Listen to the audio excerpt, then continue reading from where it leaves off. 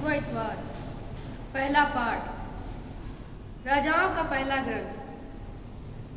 विधवा अपने आटे से एक छोटी सी रोटी पकाकर उसे एलियस के पास ले आई। एलियस उठकर सरेप्ता गया। शहर के फाटक पर पहुंचकर उसने वहां लकड़ी बटोरती हुई एक विधवा को देखा और उसे बुलाकर कहा, मुझे पीने के लिए घड़े में थोड़ा सा पानी ला दो। वह पानी लाने जा ही रही थी कि उसने उसे पुकार कर कहा, मुझे थोड़ी सी रोटी भी ला दो। उसने उत्तर दिया, आपका ईश्वर जीवंत प्रभु इस बात का साक्षी है कि मेरे पास रोटी नहीं रह गई। मेरे पास बर्तन में केवल मुट्ठी भर आटा और कुप्पी में थोड़ा सा तेल है।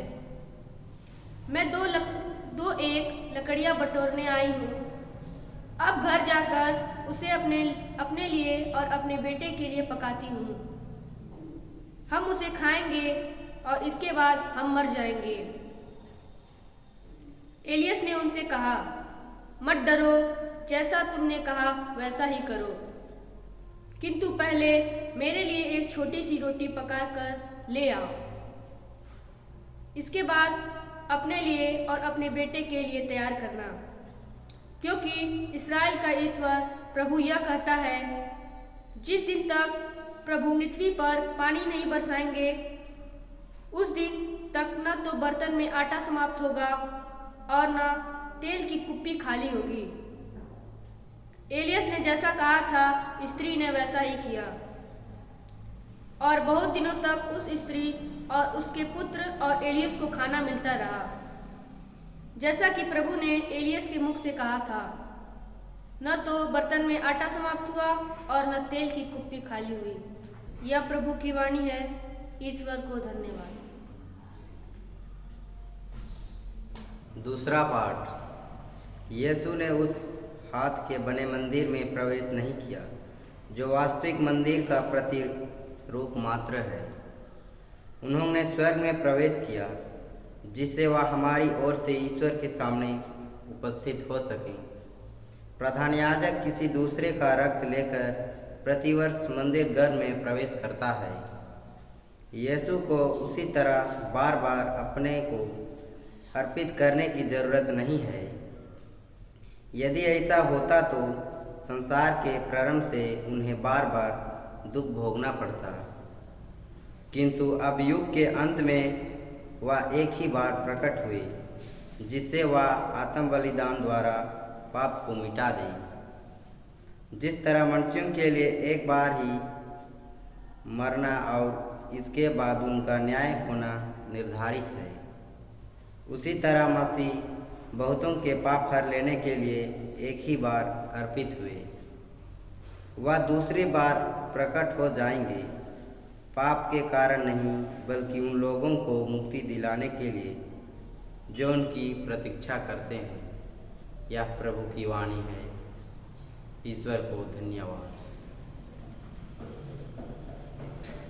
प्रभु आप लोगों के साथ हो और आपकी आत्मा के साथ। संत मार्कुस के अनुसार पवित्र सुसमाचार। हे प्रभु तेरी महिमा हो। अध्याय 12 पद संख्याएं 38 से 44 तक। यीशु ने शिक्षा देते समय कहा, शास्त्रियों से सावधान रहो। लंबे लबादे पहनकर टहलने जाना, बाजारों में प्रणाम प्रणाम सुनना, सभागृहों में प्रथम आसनों पर और भोजों में प्रथम स्थानों पर विराजमान हो जाना, यह सब उन्हें बहुत पसंद है। वे विधवाओं की संपत्ति चट कर जाते हैं और दिखावे के लिए लंबी लंबी प्रार्थनाएं करते हैं। उन लोगों को बड़ी कठोर दंडाज्ञा मिलेगी। यीशु खजाने के सामने बैठकर लोगों को उसमें सिक्के डालते हुए देख रहे थे। बहुत से धनी बहुत दे रहे हैं। एक कंगाल विधवा आई और उसने 2 अधेले अर्थात 1 पैसा डाल दिया। इस पर यीशु ने अपने शिष्यों को बुलाकर कहा,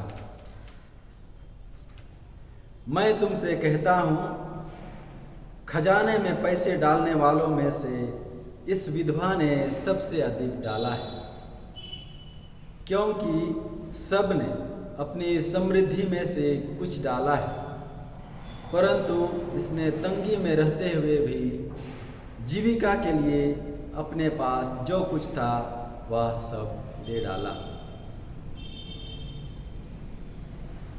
यह प्रभु का सुसमाचार है।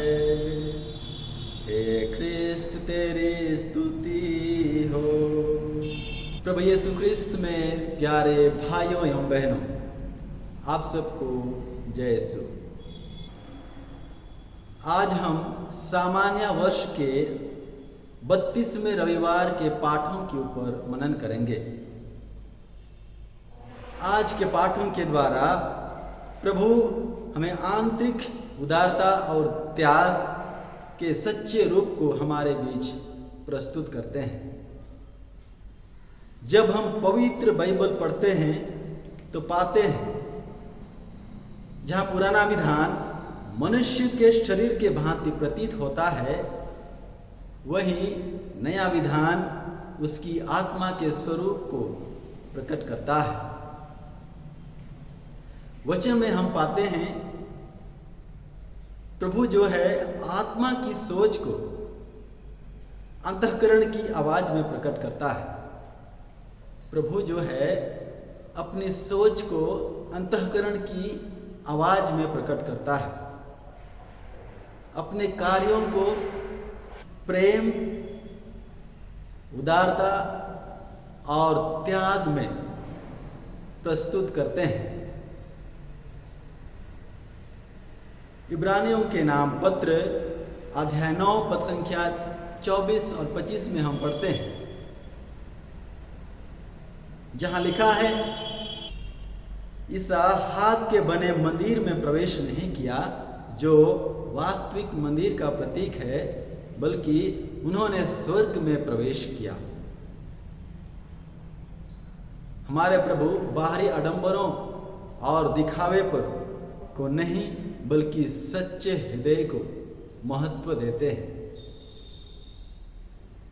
हमारा जो असली रूप है वह हमारे भावों और विचारों में प्रकट होता है, हमारे कार्यों में प्रकट होता है। वह जो कुछ भी हमारे जीवन में प्रस्तुत होता है हमारे भावों विचारों के द्वारा, प्रभु उन सभी भावों विचारों को कार्यों को देखता है। उसकी नज़र हमारे ऊपर हमेशा बनी रहती है। चाहे हम अंधेरे हो या उजाले, कहीं भी हम कुछ भी कार्य करें, वह हमारे ऊपर अपनी नज़र गड़ाए रखता है। हर गतिविधि को वह देखता है। प्यारे भाइयों एवं बहनों, जब हम आज के पाठों पर मनन करते हैं तो एक विशेष बिंदु हमारे सामने आता है, और वह क्या है? वह यह है कि इन वचनों के द्वारा प्रभु मनुष्य के सच्चे हृदय, उदारता और त्याग का महान उदाहरण को हमारे बीच प्रकट करते हैं।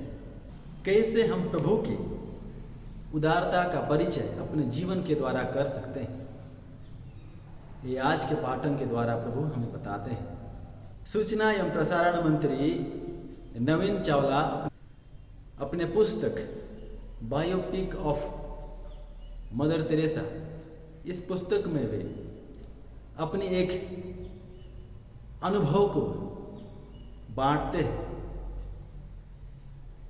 नवीन चावला जब मदर तेरेसा के आश्रम में पहुंचा और उनके साथ बैठकर जब वार्तालाप कर रहा था, उसी बीच एक दूसरी सिस्टर आकर मदर से कहा, मदर आपसे कोई भिखारी मिलने आया है, वह सिर्फ आपसे ही मिलना चाहता है।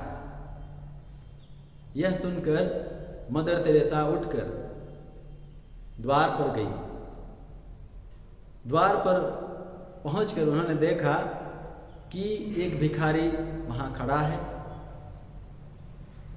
जब उन्होंने पूछा कि भाई आपको क्या चाहिए, उस भिखारी के वहाँ खड़े होने से हम समझ सकते हैं कि वह या तो कोई कुछ मांगने के लिए आया हो, या पैसे के रूप में या भिक्षा के रूप में जो भी मिल जाए वह पाने की इच्छा से वहाँ आया होगा।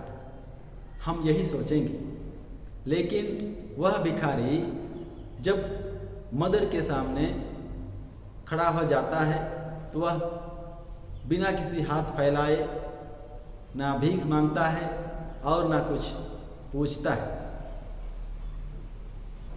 उसके बाद वह मदर की ओर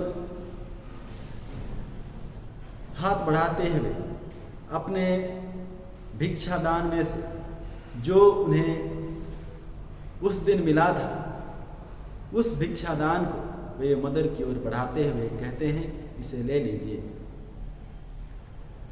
मदर तेरेसा को उनके इस कार्य को देखकर आश्चर्य हुआ और वे सोचने लगे कि यदि मैं इन पैसों को लूँगी या इनके भिक्षादान में से कुछ अंश ले लूँगी तो उनके पास कुछ नहीं बचेगा, उनके लिए आज के खाने के लिए भी नहीं मिलेगा। और दूसरी ओर उनके मन में यह भी आया कि यदि मैं उनके दान को नहीं लूँगी तो उनके भावों को ठेस पहुँचेगा। यह विचार अपने मन में रखते हुए मदर ने उनके हाथ से जो दान मिला उसे ले ली और अंत में वह भिखारी मदर के हाथों को चुंबन करके चला गया। जब वह चला गया तो मदर तेरेसा ने नवीन चावला से कहा, देखिए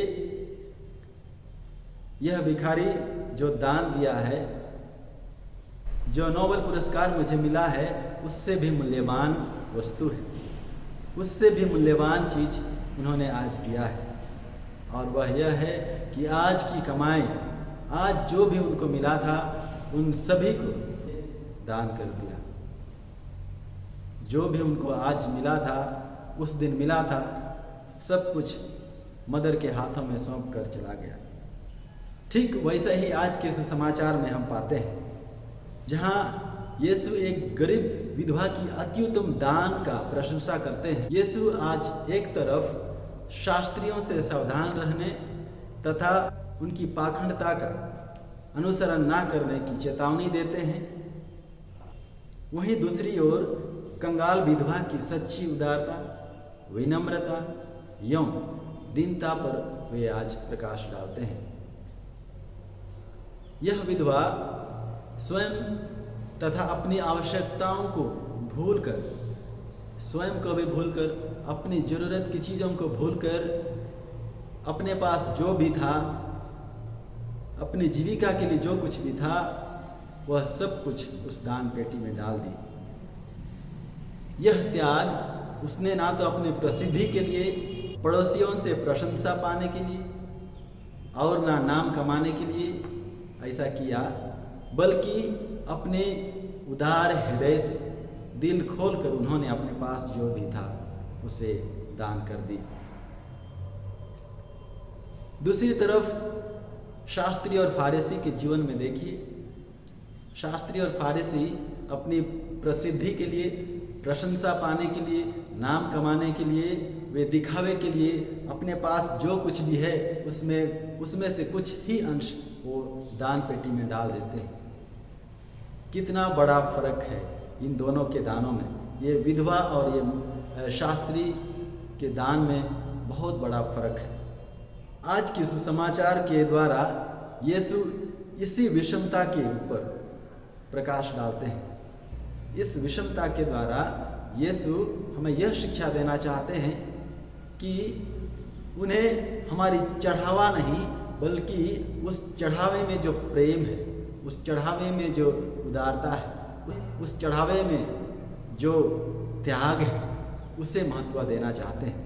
और वास्तविक अर्पण हमारी ओर से क्या मांगता है? यदि हम सच्चे हृदय से दान करना चाहते हैं, अर्पित करना चाहते हैं, तो उसमें क्या जुड़ा होना चाहिए? हमारा पूर्ण संपूर्ण त्याग की भावना उस चढ़ावे में भरा होना चाहिए। मानवीय विचार के अनुसार यह सही नहीं लगता है। मानव का विचार जो है हमेशा से कुंठित रहता है, हमेशा से लालच के साये में पड़ा रहता है। जो दान देते हैं दूसरों को, उसमें हमारे तरफ से त्याग की भावना भरा होना चाहिए।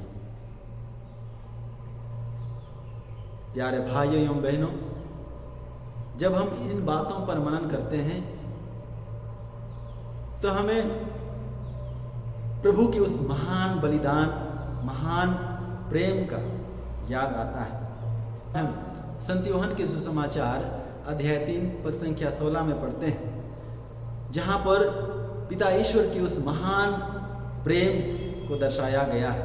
पिता ईश्वर की उस उदार एवं करुणामय प्रेम का प्रतीक हमारे बीच प्रकट किया गया है। और वह क्या है? जहाँ पर वचन कहता है, संत यूहन्ना के सुसमाचार अध्याय 3 पद संख्या 16 में, ईश्वर ने संसार को इतना प्यार किया कि उसने उसके लिए अपने एकलौते पुत्र को अर्पित कर दिया, जिससे जो कोई उसमें विश्वास करे वह अनंत जीवन प्राप्त करे। पिता ईश्वर ने हमारे लिए इतना बड़ा त्याग किया, तो क्या हम अपनी ओर से अपने जीवन से संबंधित कुछ अंश दान नहीं दे सकते हैं? प्रभु के लिए या प्रभु के लोगों के लिए या पड़ोसी के लिए दे नहीं सकते हैं? हम जरूर दे सकते हैं। संत यूहन्ना का पहला पत्र अध्याय 3 पद संख्या 16 में प्रभु का वचन कहता है, हम प्रेम का मर्म इसी से पहचान गए हैं कि ईसा ने हमारे लिए अपना जीवन अर्पित किया और हमें अपने भाइयों के लिए अपना जीवन अर्पित करना चाहिए। यही बात आज प्रभु संत यूहन्ना के प्रथम पत्र अध्याय 3 पद संख्या 16 में भी कहते हैं, किसी के पास दुनिया की धन दौलत हो और अपने भाई को तंगहाली में देखकर उस पर दया ना करे, तो उसमें ईश्वर का प्रेम कैसे बना रह सकता है? इसका मतलब प्रभु के प्रेम को पाने के लिए और उसमें बने रहने के लिए हमें त्याग और उदार हृदय की जरूरत है।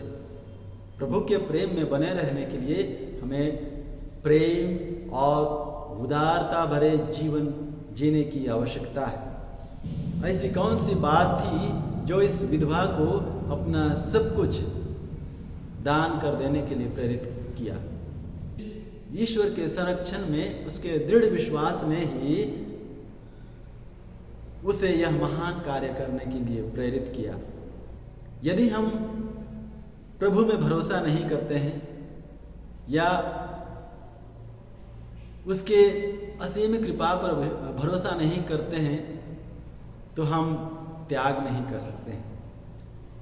यदि हमारा विश्वास उसमें दृढ़ नहीं है, प्रभु में दृढ़ नहीं है, तो हम त्याग नहीं कर सकते हैं।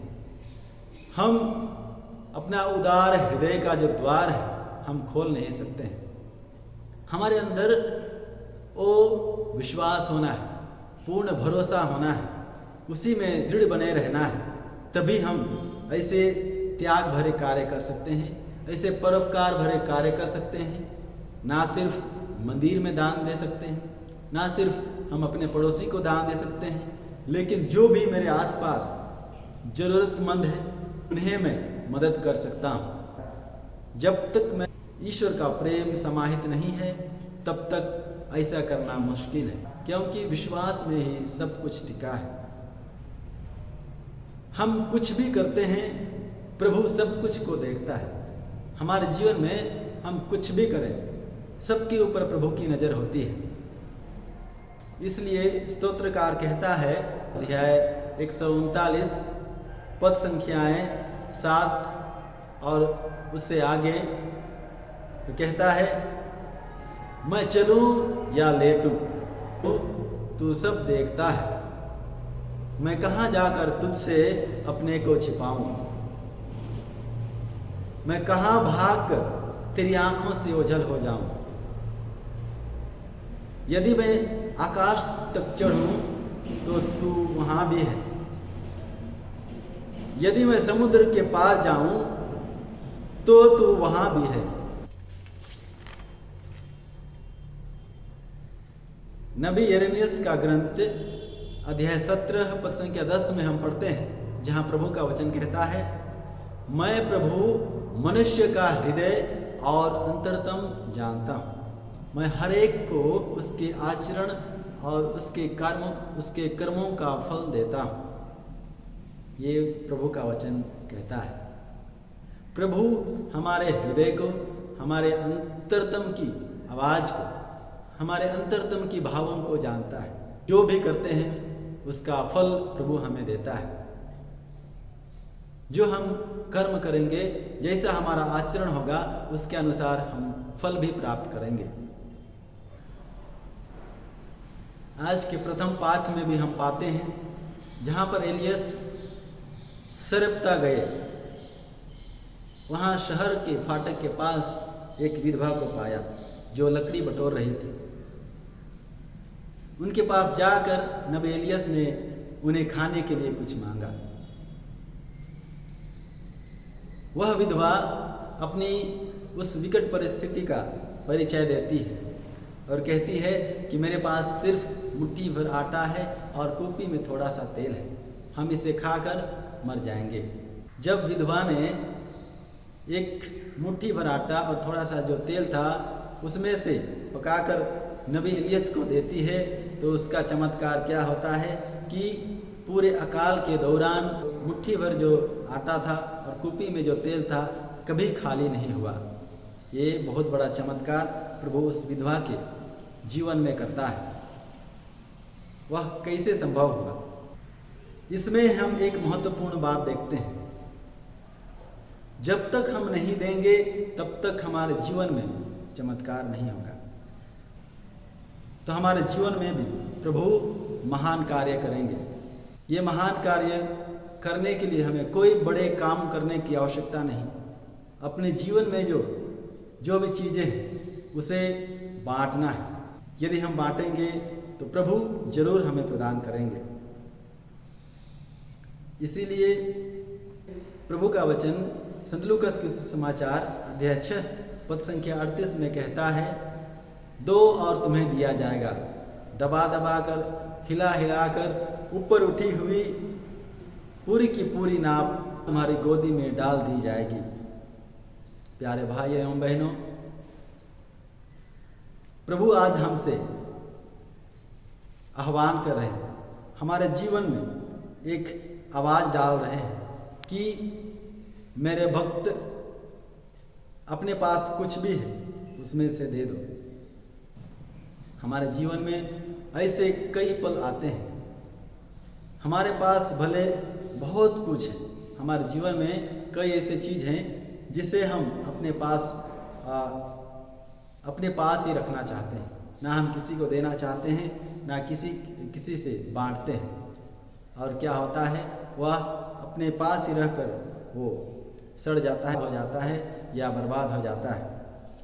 जब हम देते हैं तो हमारे लिए प्रभु का प्रेम, प्रभु का आनंद प्राप्त होता है। जब हम देते हैं तो प्रभु की आशीष हमें प्राप्त होती है। जब हम देते हैं प्रभु वापस हमें प्रदान करते हैं। इसीलिए यूखरिस्तीय बलिदान में हम उस उदाहरण को देखते हैं जहाँ प्रभु यीशु ख्रिस्त अपने आप को अर्पित कर दिए अपने आप को बलिदान कर दिए, पूर्ण रूप से अपना जीवन हमारे लिए त्याग कर दिए। यूखरिस्तीय बलिदान में प्रभु हमें अपना महान त्याग को याद दिलाते हैं। आइए हम प्रार्थना करें कि प्रभु जिन्होंने स्वयं महान त्याग का एक उदाहरण दिया, पिता ईश्वर ने अपने इकलौते पुत्र को हमारे लिए त्याग दिया, वही हमें शक्ति दे, हमें ताकत दे कि हम भी अपने जीवन से जुड़ी जो भी कमाई वस्तु से बांट सकें, प्रभु के कार्य में लगा सकें, एक दूसरे की सेवा कर सकें। पिता और पुत्र और पवित्र आत्मा के नाम।